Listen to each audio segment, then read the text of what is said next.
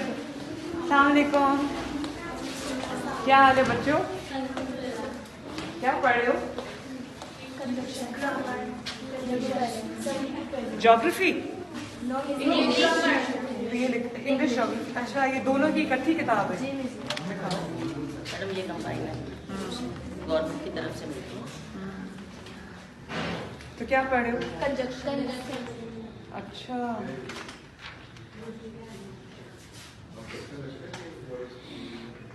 पढ़ो, बैठो बैठो, पढ़ो पढ़ो। आप चलो, आप पढ़ाई। हाँ जी बेटा, जल्दी से रिवाइज करें आप लोग कंजक्शन।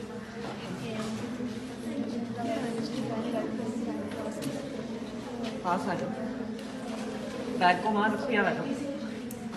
पढ़े पढ़े प्लीज। बच्चे रिवाइज कर रहे हैं। रिवाइज कर रहे हैं? जी।